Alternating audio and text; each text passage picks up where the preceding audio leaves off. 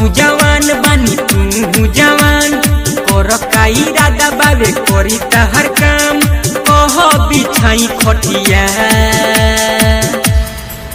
आगावा से मारो 10 रुपया छावा से मारो 10 रुपया हर एक माल 10 रुपया। मिक्स बाय रागनी रिकॉर्डिंग स्टूडियो मीरगंज।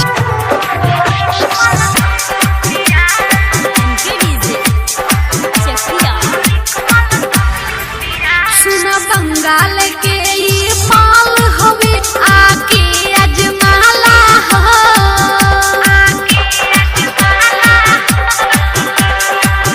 देखी के मुंड बनावे तो अपन लहंगा उठावा हो शुरू गोड़ से करी की हाथ से की तू ही बतावा हो।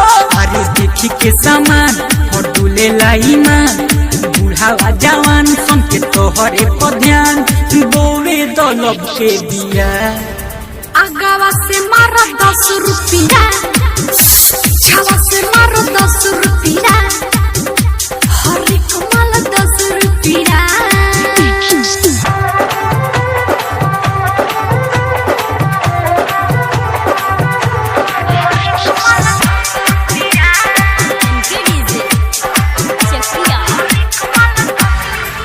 तोहरे नामे बसौना पूरा राजू के रतिया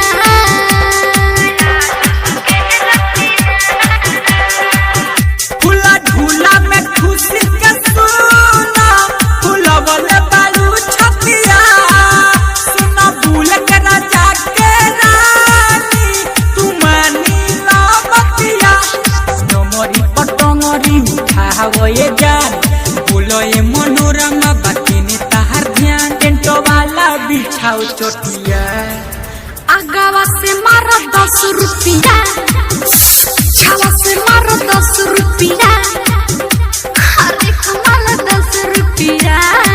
Presented by Ragini Music।